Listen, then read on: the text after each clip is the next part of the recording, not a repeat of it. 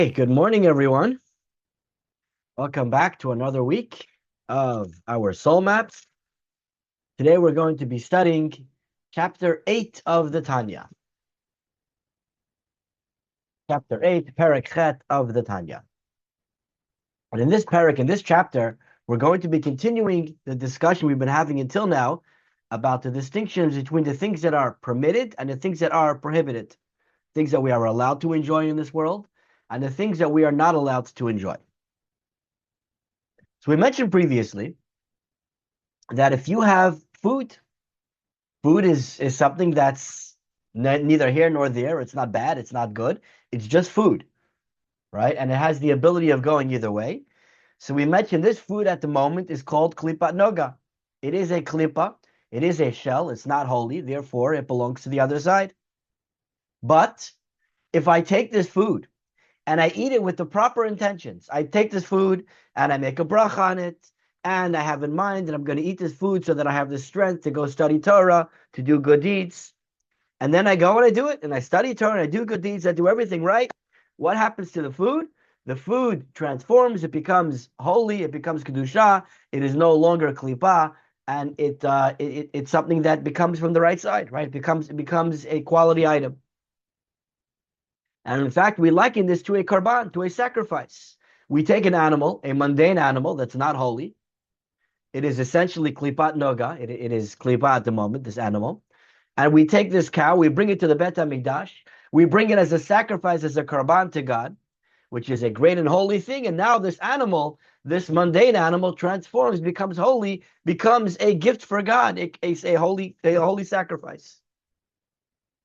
This was what we spoke about earlier. But what happens? You did everything exactly like we just said. You followed the exact recipe. One slight change, one small thing. The food happened to have not been kosher. It happened to have been a piece of bacon. You had the right intentions. You thought about, I'm going to eat this food. I'm going to use the energy to serve God. And then you went and you did. And you went and you served God so well with that energy. You did everything right. Slight technicality. It was bacon. Does that work?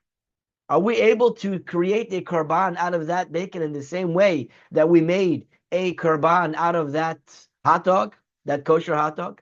Is it the same thing? The answer is no. It doesn't work if the food is not kosher. It only works if the food is a kosher item. It has to be something that is permitted, like we spoke previously about the words asur and mutar. It has to be, if it's asur, it's tied up. It's tied up or tied down. It's tied down to the evil forces. It's not able to free itself and go up to become part of kedusha, to become part of holiness.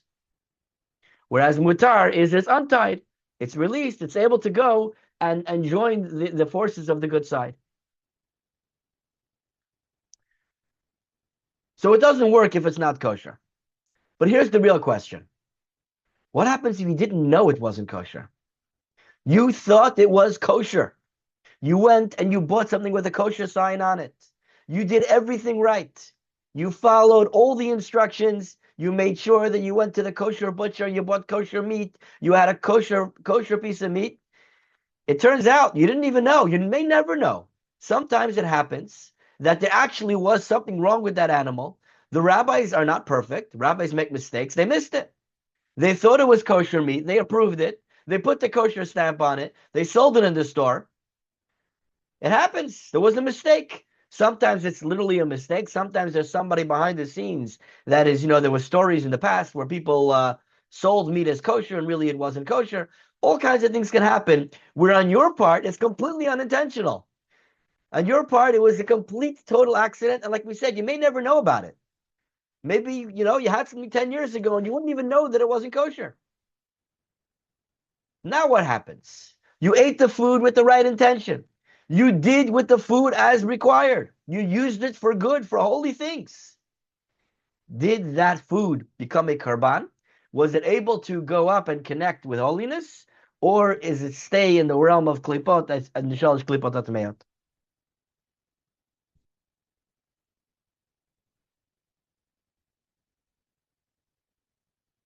The answer is We mentioned previously regarding Shalosh Klipat and regarding the Klipat Noga, regarding Klipat Noga, we explained that it's all about intent. Right? You eat the same food, you have the same bagel with cream cheese. If you eat it with the right intent, it becomes holy. You eat it with the wrong intent, it's not holy. Again, wrong is not bad, it's just not good. It stays in the realm of klipa. It doesn't become holy because it's all about intention. You have to have the right intentions when you eat the food. That is how klipa noga works. Shalosh klipot atmeyot is the exact opposite. Shalosh klipot atmeyot, intention makes no difference. Your intention is completely irrelevant. It makes no difference. If it's not kosher, it's not kosher, it's not kosher. There's nothing you can do about it.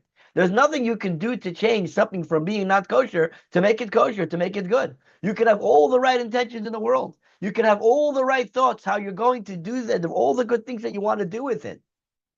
But it's not about intention. It's about reality. It's not objective, it's subjective. It doesn't matter what your intentions were. Think, for example, if you were to drink poison unintentionally. You didn't have in mind, you thought it was good. The label was not there. You didn't realize that it was poison, and you had poison unintentionally. Now what? You still got poison. Nothing changed. The fact that your intention made no difference because it's not subjective. It's subjective. It's a fact. This is poison. It can kill you. For whatever reason you ate the poison, it has the ability to kill you. Chas v'shalom. So you have to be careful. You have to realize that intention is not relevant. It doesn't matter what your thoughts are. What matters is your actions. What are you actually doing? Are you eating something that you are allowed to eat, or are you eating something that you are not allowed to eat? And this, by the way, even applies to babies. We have to be very careful, though, yes, a child is not obligated to keep the Torah. He's not obligated to keep the mitzvot. He's just a child. Yet, we're talking about poison here. We're talking about something that can have a negative effect on the child. It doesn't matter if he's required or not. The fact is, by eating this food, it's poisonous for this child.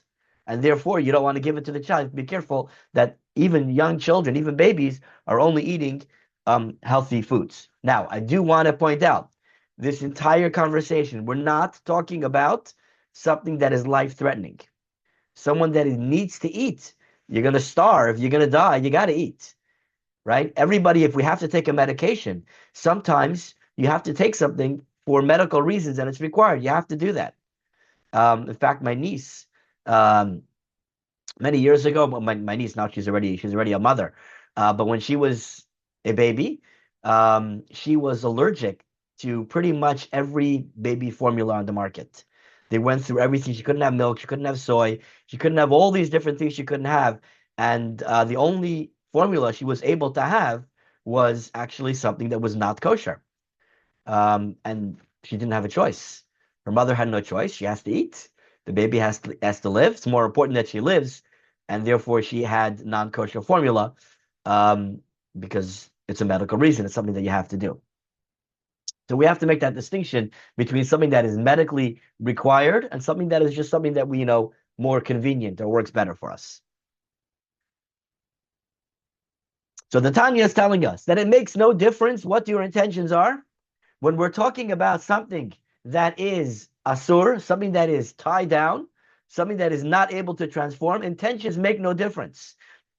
Shalosh klipot atmeyot, doesn't matter what you were thinking, doesn't matter how you wanted to use it. If you ate something that you were not allowed to eat, it was not allowed, and there's no way you can transform that and turn that into kedusha, into holiness. What about something that the Torah permits? Torah does not say it's asur, but the rabbis say it's asur. The rabbis say that it is not permitted. For example, Torah tells us you can't have milk and meat together, right? Cheeseburger, not allowed. Milk and meat, you can't mix. What about you want to have chicken and milk, right? You want to make a chicken casserole with cheese inside it. Is that allowed? According to the Torah, the written word of the Torah, it is permitted. There's nothing wrong with it. The Torah does not have any prohibition on eating chicken with milk. Torah says specifically an animal that gives milk. Chicken does not give milk. It's not an animal in that sense. It's a bird. Birds are not included as part of this prohibition. However, the rabbis felt that if people were allowed to eat chicken with milk, they're going to make a mistake and they're not going to realize the difference between a chicken and a cow. Obviously, we see the difference between a chicken and a cow, but the meat of a chicken, the meat of a cow, we're going to get confused. We're going to see it as one. And therefore, the rabbis added an additional prohibition that you're not allowed to eat chicken, you're not allowed to eat birds together with milk. And they added it on to the prohibition of milk and meat. And these days, it's prohibited. We're not allowed to eat it. Just like a cheeseburger. Chicken Parmesan is not allowed. So, now the question is, will we say the same thing regarding chicken with milk? Is it also shalosh klipat tatmeat? Is it also into this realm of things that cannot be transformed under any circumstances? You made the bracha. You had the right intentions. You used it properly. You did everything right. And the Torah doesn't prohibit it. Only the rabbis do. Does it work or does it not work? Tanya tells us that the rabbis have the power to make something prohibited to the same extent as the Torah, and there is no difference.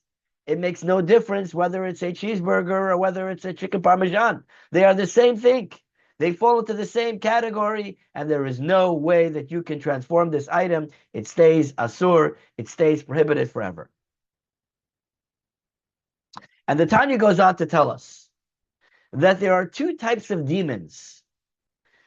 We're not talking about literally demons. So we use the word demon in this sense of something. A demon is something that we create, that comes from within us.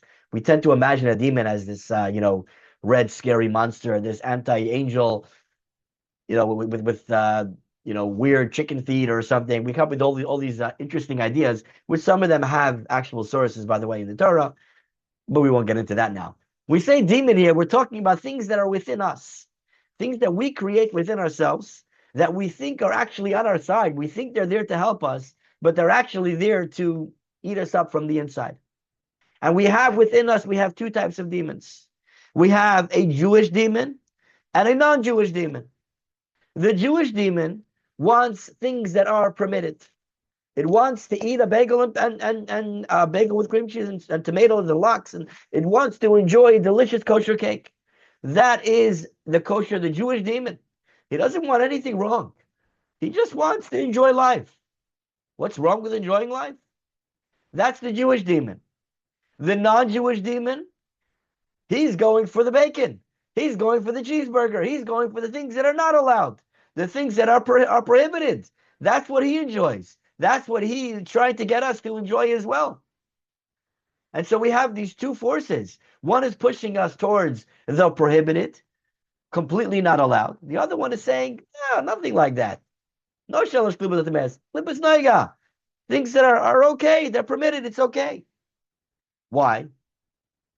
Why is this Jewish demon so religious? Why is he so into things that are permitted? Essentially, we're saying it's still bad. So why is he so into this? The reason is because our soul, our Jewish soul, is created for one purpose. It is created for the purpose of rectifying, of fixing the world, taking the klipat noga of the world, taking the negativity in the world, and transforming it into light, into goodness, into good things, into holiness. That's our entire purpose of creation. And so the Jewish soul is all about rectification, about taking something and fixing it later. And so the Jewish soul says, take that bagel and cream cheese, eat your bagel and cream cheese, enjoy it. And then let's transform it. Let's turn it over. Let's make it kedusha. Let's make it holiness. So the Jewish demon is just trying to, ultimately it's all about rectification. So he sees this is good. Let's enjoy the bagel and let's rectify it. Let's turn it over into kedusha through then learning Torah.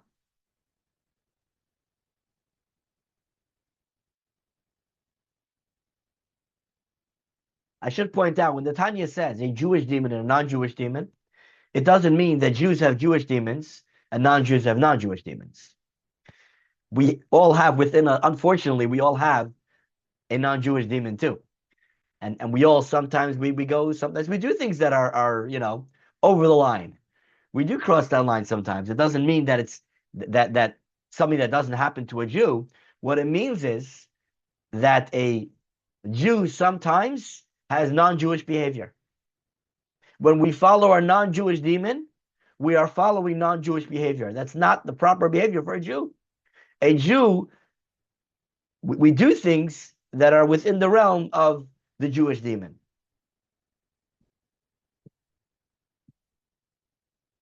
There was a story of a chassid who he was amongst the students of one of the Rebbes. I'm not sure which one. My guesses would be probably the Rebbe Rashab, being just from the timeline that we're talking about. But he was a student who at some point left the path of Chassidut and of religious Judaism, and he actually went and he became a Soviet commissar. He became an officer in the Soviet government, and he completely left his Judaism behind. He was completely left the whole path. Many years later, he bumped into an old friend from his yeshiva days, and they were talking. And his friend says, "No, so tell me, how does it feel? How does it? Tell me about your current life. Is there anything that still sticks with you?" So the Soviet commissar, he says, yes. He says, there's one thing that really sticks to me. I do everything. I break every rule in the book. I do every sin you can imagine. But I have no pleasure. I can't enjoy it. My soul doesn't let me have any pleasure in anything I do. It's holding me back. Because the Jewish demon is all about rectification. It's all about fixing things that are permitted, things that are asur, things that are tied down. It's not, we don't connect with it. We can't. We can't do it.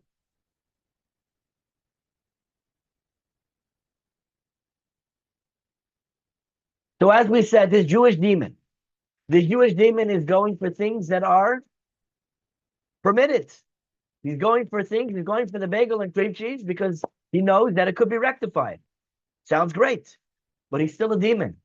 Why is he still a demon?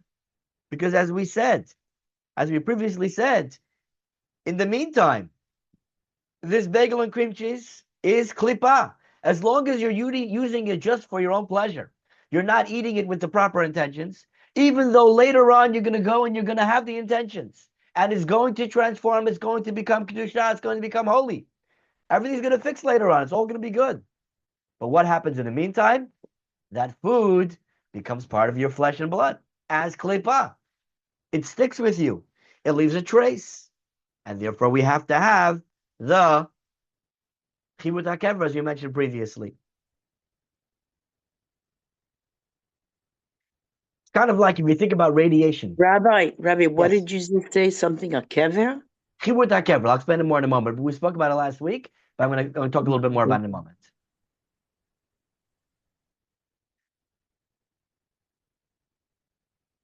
Think about radiation or lead poisoning, right? If somebody has a high level of radiation poisoning, it can kill them. Person can die right away. You have a high concentration of lead, it can kill a person. What about if we have just a little bit? We get a little bit of lead poisoning, a little bit of radiation. You might come out fine, but it does leave something behind. It has an effect on the body. And eventually, over time, especially if you keep getting low-level radiation over a long period of time, it could have serious consequences on the body. It can seriously hurt somebody to the point that it can kill them eventually. So it may seem as if it's insignificant. It may seem as if it's not actually harming anything because look, I survived it. It's fine. It was just a little bit. But over time, it builds up. And so the same thing with our food that we eat. Kosher food that we eat without the proper intention. It's only klipat noga. It's fine. It's not a big deal. I later went and I studied Torah. But that trace that it leaves behind, that trace builds up. It creates a barrier. It causes us that we cannot enter the next phase, we cannot go into Gan Eden, we cannot enjoy the true pleasures because we have this stain that we have to get out. So how do we get out of it? How do we get rid of it? How do we deal with it? We mentioned last week, Chibut HaKever. Chibut HaKever is essentially the decomposing of the body. When the body decomposes after the person passes away, this is how they go through this level of suffering that cleanses the body.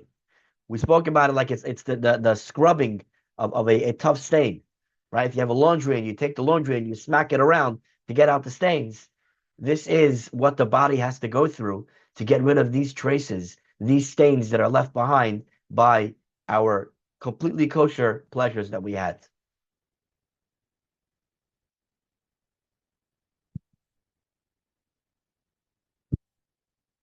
Remember, we mentioned the story of Rabbi Elazar ben Aruch. Rabbi Elazar ben Aruch was a great Torah sage. He is described in Pirkei Avot as the greatest of the Torah sages of that time.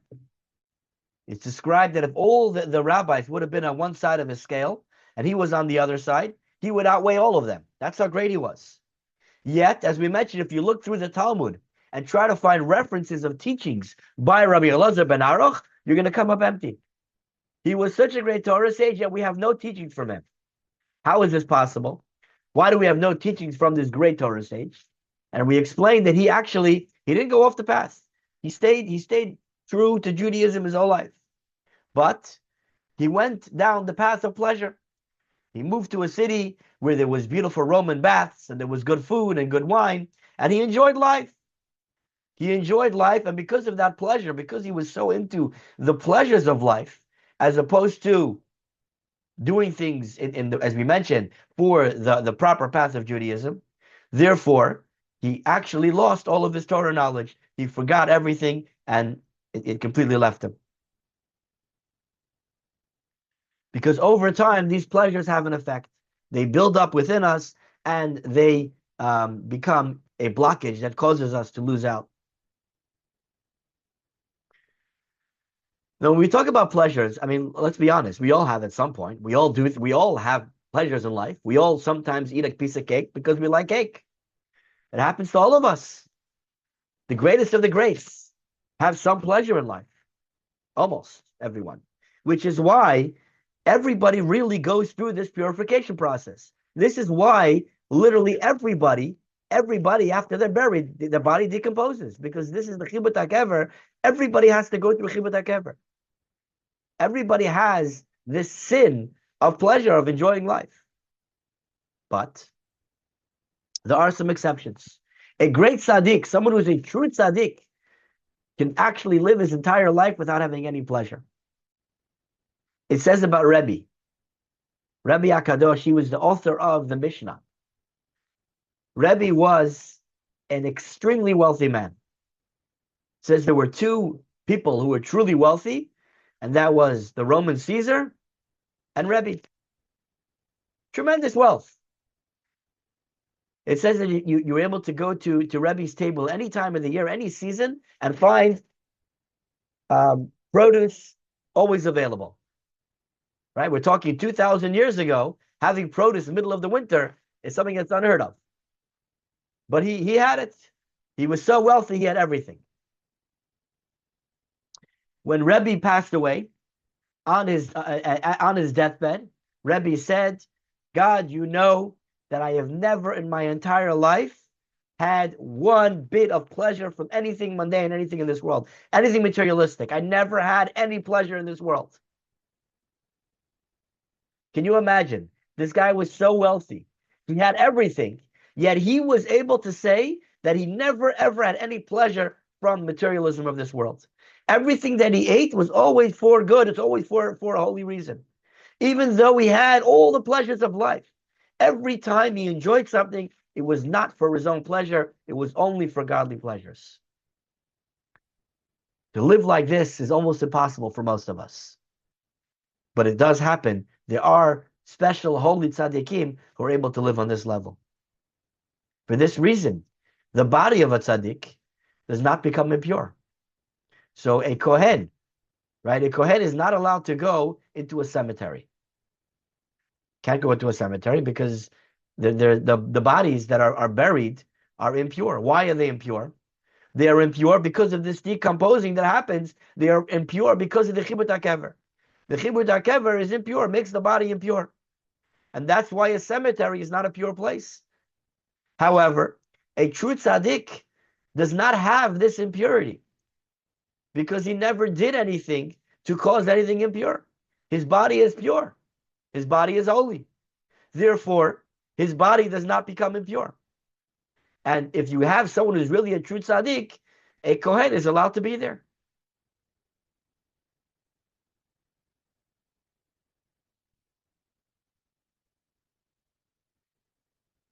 So this is all about physical pleasures.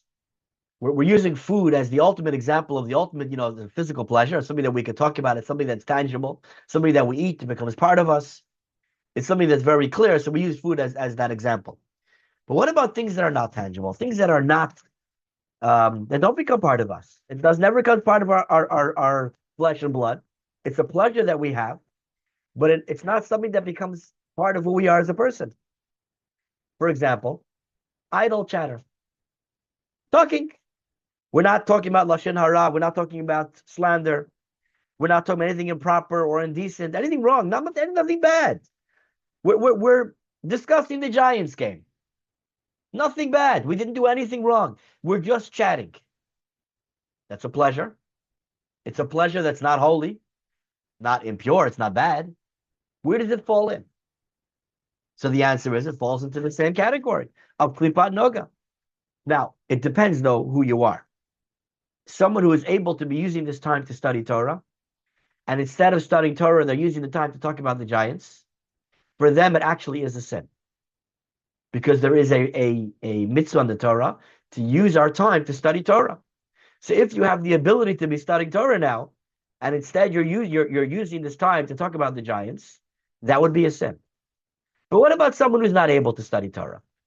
Or maybe their mind is zoned out. They need a break, right? We need a break sometimes. We can't learn the entire day. So he's using this time to talk about the Giants. It's nothing bad. It's nothing good. There's no sin, but it's no mitzvah to discuss the Giants. It's just something that you're doing. You're enjoying it. It's a pleasure. So this is a pleasure. It's klipat noga, but it's not absorbed into the body. It doesn't become who he is, a part of him. However, it is absorbed in the soul. It does have an effect on our soul. It does become part of who we are deep down. It becomes part of what we experience. It becomes part of our very essence, our being. All of our experiences, including this chatter that we have, has an effect on us deep down. So what do we do about this? For this, chibut hakever won't work because it's not the body, it's the soul. So how do we deal with this? This is the Zohar tells us that there is something called kaf hakela. Kaf is chof pei.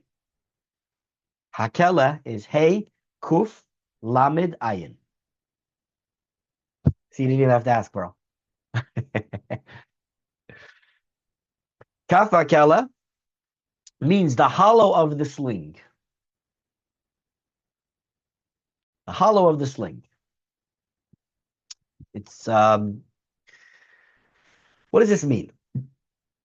What's this kaf hakela? What's this hollow of the sling? What is this all about? So the Talmud describes this terminology as the angels sling the soul back and forth across the world. There's this giant slingshot, and there's two angels at two ends of the world, and they play catch, they play ball, right? Your soul is going back and forth and flying back and forth between these two angels. They're having a good time. Tells you the angel's having a great time, but I'm not sure how the soul enjoys that. Probably not very much. That's how the Talmud describes it. But the Tanya gives us a more straightforward explanation. That's more of a, when we talk about this giant slingshot, it's more of a metaphorical. The Tanya describes it as follows. The soul doesn't go in any slingshots. The soul is made to sit and watch the show. The soul is made to sit and re-experience, to review and re-experience the things that it did during its lifetime. We have to sit and watch the things that we've done. Now the soul is on a higher level. The soul is no longer in a body. The soul is up in the heavens. And the soul right now is looking back at, I would never do such a thing. And yet the soul has to sit and watch himself do these things.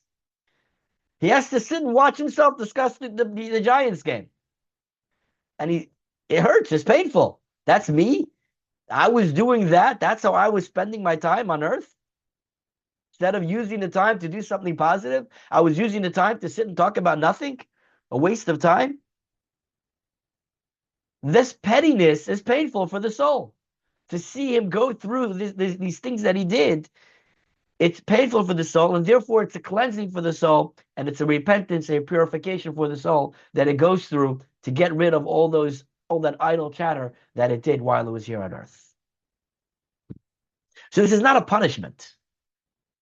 It's a process, a preparation process to get us to the next step.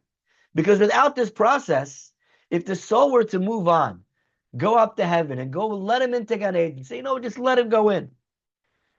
It's not good for the soul. He's not going to enjoy it. He's too coarse at this point to enjoy Gan Eden. He needs to go through this purification process to prepare him so that now he's on an elevated state. He's able to really enjoy Gan Eden. Otherwise, you're not helping him.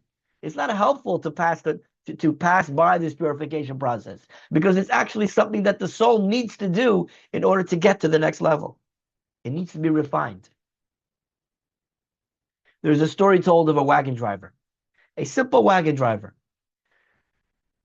He didn't know any Torah. He didn't do any great deeds, but he did a very big mitzvah.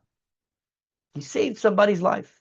Saving a life is equal to saving the entire world. This wagon driver saved a life. Well, the man died, came up to heaven, and they said, we don't know what should we do with him? He deserves to go to the highest level of Gan Eden. But what's he going to do there? He's going to be lost. What's the point of sending him to Gan Eden? So they asked the wagon driver, they said, what do you want? Tell us what you want. What would you like your reward to be? The wagon driver says, for me, the best thing would be, give me 6 strong horses that never get tired, never get sick and injured, and give me a good wagon, and let me go. And so it is for eternity. This wagon driver is enjoying his horses and riding the world forever. This is his Gan Eden. This is what he enjoys. Because if you're too coarse to connect with the true levels of Gan Eden, there's no point. You're not going to enjoy it anyway.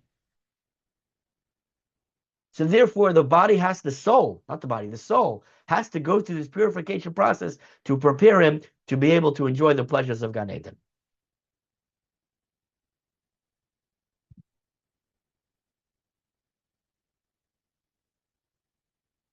So Kaf HaKelef is there to help us cleanse and purify our idle chatter, our talk that was neither holy nor negative, just chatter. What about talk that is forbidden? What about talk that you're not allowed to do? Insulting somebody, slander, defamation, things that, lies, things that you say that you're not allowed to say, things that are completely improper. It's not talking about the Giants game. It's saying something that you should not be saying. For this, Kaf HaKelef is not enough. Just like Chibut HaKever is not enough for non-kosher food, Kaf HaKelef is not enough for not kosher speech. So what does he get instead? This has to, you have to go to Gehenna. This is where Gehenna is for. This is where a person goes to Gehenna, where he goes through a much stronger cleansing, a much stronger purification process to remove from him the stains of all this talk that was improper and not permitted speech.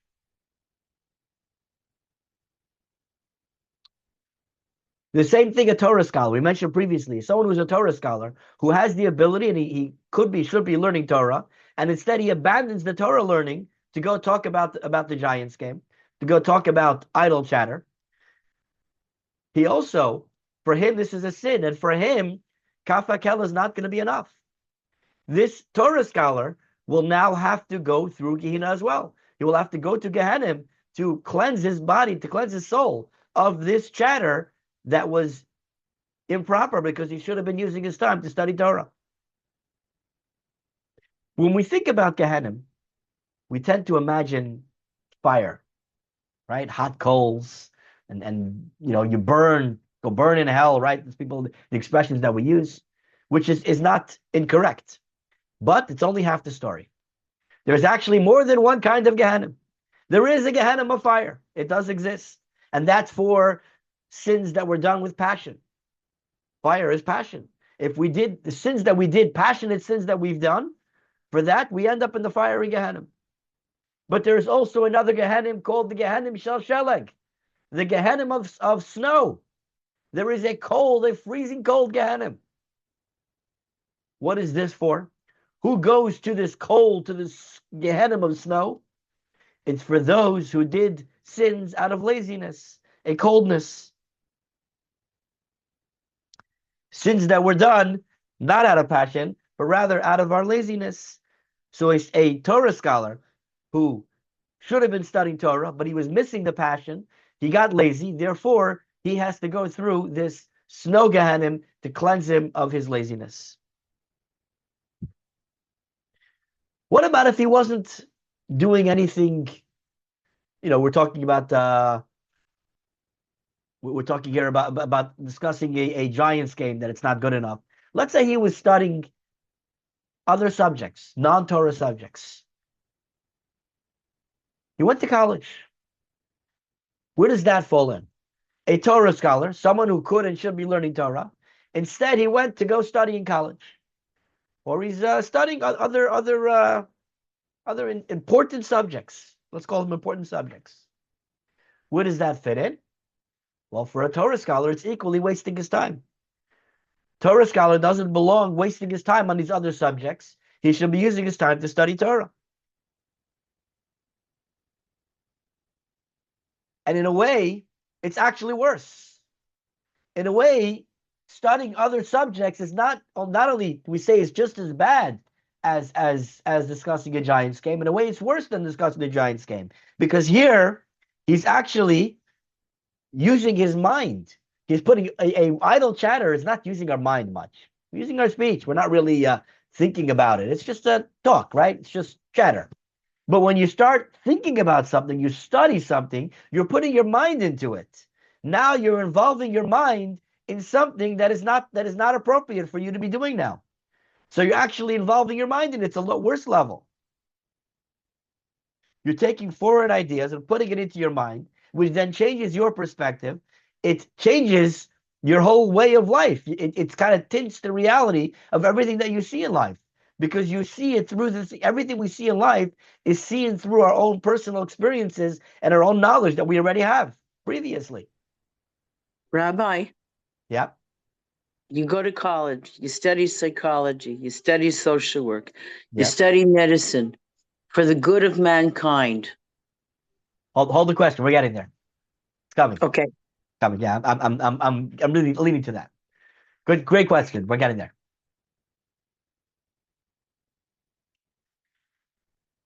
We just had in the Torah portion 2 weeks ago.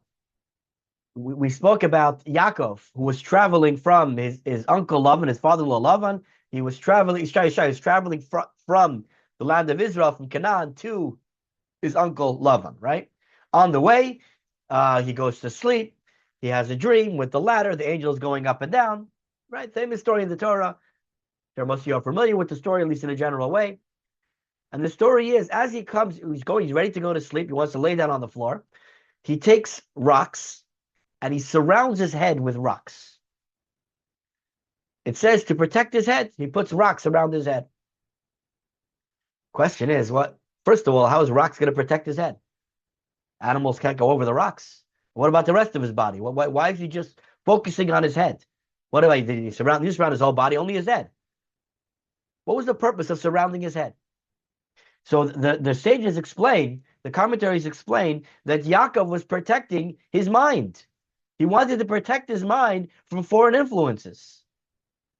This was symbolic of the idea of protecting his mind. We're coming up to Hanukkah next week. On Hanukkah, we celebrate after the Maccabees won the war, they came to the Bet HaMikdash and they wanted to light the menorah. And they went searching for oil. Now, there was oil. There was plenty of oil. What was the problem with the oil? The Greeks contaminated the oil. They opened up all the oil and contaminated it. It was the same oil. It did nothing to it, but merely contaminated by opening it up, by touching it. They were impure. They made the oil impure as well. Why were the Greeks so intent on contaminating the oil? What difference did it make to them that they had to touch it? Just to ruin it? For what purpose? The answer is the oil represents wisdom. It represents our thoughts, our minds. And so the Greeks were trying to contaminate our minds. They were trying to touch the minds of the Jewish people and to bring in foreign influences into our minds. And so we have to be very, very careful about allowing foreign thoughts and influences into our minds. There's also a story told of a rabbi. You see somebody selling books, a bookseller. So he comes and he looks at the books that he's selling, and he realizes he's actually selling books that are kfirah, that they're books that are against Judaism, right? Books that turn people away from proper Torah. So the rabbi takes the books and he throws it in the fire. What are you selling here? What are you bringing to the shul? You're bringing books that are non-kosher books. So the man came and he says, Rabbi, I need to make a living. How am I supposed to survive? Am I supposed to? I'm not. I obviously I wouldn't read these books, but I gotta survive. I gotta serve. You gotta feed my family. So the rabbi says, "Don't worry, I'll find you another job." He says, "Okay." He says, "Down the road, there's a church. The church needs somebody to come and ring the bells of the church to call people to, for services. They're hiring somebody to ring the bells, so you can get a job at the church ringing the bells." The guy says, "Rabbi, I'm a good Jew. You want me to go work at the church ringing bells at the church? How can you tell me to ring the bells at the church?" Rabbi says, what you're doing here, contaminating the minds of the children, is 1,000,000 times worse than anything doing ringing bells at the church. If it's a choice of one or the other, go ring the bells. Better that than to contaminate the minds with books that are foreign influences and negative ideas. So, back to our question that Pearl was just asking, is there ever a time where it is kosher to go to college? Do we ever say that a person can go to college? The answer is yes. There are definitely opportunities where a person can and maybe even should go to college. First of all, a person has to make a living. You have to get a job. You can't be a doctor unless you go to college and study medical and study to get a medical degree, right? So if you're going to get a job to earn a living, if you're doing it for the sole purpose of earning a living and using that living to live a good Jewish life and be able to give tzedakah and be able to help people, then you're once again using klippas noga for kedusha. You're using things that are klippah, that are impure, and making it pure with your intention. Right? Because a medical knowledge is not negative. It's not shalosh klipos atmeos. It's klipos noga. So again, it's all about our intention, like we started off with. It's all about intent. Your intent is good. Your intent is holy. But there is a big caveat to that, and that is going to college today is a very dangerous place. Going to college today is, as we mentioned, we're influencing the minds. And we have to be very, very careful by especially sending young, impressionable children to college where they're really opening their minds, all kinds of foreign ideas. And a college campus is really a very dangerous place for a young Jewish soul. And we discourage people from going to college as much as possible. Yes, it is allowed for the right purposes, but I urge extreme caution with going to college. Put it that way. And there's also another way. There's also another reason to go to college. And that is someone who's not doing it for a living, but someone who's doing it for a greater good. They're doing it to actually use the knowledge for spiritual pursuits. For example, the Rambam, Maimonides. Maimonides obviously studied medicine, right? Which is not Torah knowledge. But he was a great philosopher. He also studied what do you call it? Astrology. The Rambam studied astronomy, astrology as well at that time, but he was studying astronomy and astrology, um, and he used that knowledge to write an entire book and understanding the phases of the moon to help us understand when we do the mitzvah of Kiddush HaChodesh, of recognizing the new month. So he used that knowledge not to as a pursuit to understand astronomy, so that he could look up at the stars and be able to tell you what the different constellations are. He did it for Torah knowledge to help him understand how to use this knowledge, to understand how to do Torah values, how to bring us to a greater level of observance of Torah. Another example, it says in the Talmud, there was a great Torah sage by the name of Rav. Rav moved onto a farm for 18 months. A great rabbi moved to a farm for 18 months. What was he doing on the farm? He went to the farm to observe the animals so that he could study blemishes in animals, so that he could properly understand the rules of a kosher animal. Certain blemishes make the animal to be non-kosher. So he had to study the animals, live with the animals, to see how they recover from certain blemishes, so that he's able to use that knowledge for Torah values to make sure the food is kosher, as well as for karbanot, for sacrifices. This is using general knowledge for the purpose of Torah. Another example is the Rebbe. The Rebbe, who was one of the strongest voices against letting children go to college, went to college himself. Rebbe studied in college in Berlin and in Paris. Yet he used that knowledge for Torah values, not for pursuits of other subjects, other ideas.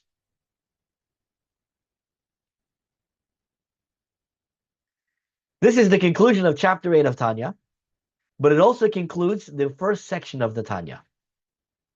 You remember in my introduction, I spoke about how the Tanya is divided into different parts. The first part of Tanya, the first 8 chapters, talks about, it's kind of like it's the list of parts. The parts of what we're going to be, if you're looking at a manual, the first thing in the manual tells you the different parts of the oven or whatever it is. And so the Tanya, the first thing, gives us the parts. It wants to give us descriptions of what things are. Now we know what our godly soul is, what our animal soul is, what klippa is, shalosh klippa tatmeet, klippa noga. We learned all these different terminologies. We understand what is holy, what is not holy. Now, in the next part, now that we've defined all the parts, we know the composition of our souls, now we are ready to move on to the next section, where we're going to start talking about the interaction between these two different opposing forces. We have our godly soul and our animal soul, how they interact with each other, the difficulties involved in this interaction, and most importantly, we're going to study the purpose of each one and how they each connect with their own divine service. So we're getting to the real meat of it now. We're now going to take all these different concepts and learn how to use them and how to make them part of our lives. That concludes chapter 8 of Tanya. Any questions, thoughts, or comments? I have a question. Please. How do we discern between godly pleasures and worldly pleasures? So let me explain again. There are two distinctions. Good question. There's two distinctions. Number one is it shalosh klippos atmeos or klippos noga, right? If it's shalosh klippos atmeos, it's already out. That's already removed. It's got to be klippos noga. That's number one. Now, number two, when it comes to klippos noga, we said it's all about intent. So is your intention to use this knowledge or food or talk or whatever it is for God, for holiness, or is your intent for yourself? And that's really what it comes down to. It's about intent. But my question is, there's a story I think about David, okay, who talks about singing the Torah and it being a pleasure. And this what brought up for me is, and I guess he was punished for that. That's right. And so this is making me think like, so where's the line? Because in other places it talks about David enjoying the prayers, enjoying the song. But this particular case, he He got punished. right. Okay, And so there's two things to it. First of all, we're not all created equal. We like to say everybody's equal, but some are more equal than others, right? um, we are judged based on our potential, right? So, like we said before, someone who's a Torah scholar who is using his time to talk about the Giants game is judged more harshly than someone who's not able to study Torah and he's just using it, using his time in idle ways. There's a big difference because since the Torah scholar has the ability to do more, we expect from him more. And so a tzaddik is judged a lot more harshly than a regular person. Moshe, why was Moshe not allowed to go into the land of Israel? Because he hit the rock, right? And the story of Moshe hitting the rock instead of talking to the rock. If you or I hit the rock, it would be nothing wrong. Moshe didn't do no sin. It was a sin to hit the rock. God told him, first of all, last time when God told him to get the water, God told him to hit the rock. This time, God said, take your stick and go get the water from the rock. What does that mean? It means hit the rock, right? That makes perfect sense to go hit the rock. So he didn't realize that he's supposed to talk to the rock. Instead, he hit it. In fact, he did try to talk to the rock. It didn't work. So then he hit the rock, but he spoke to the wrong rock.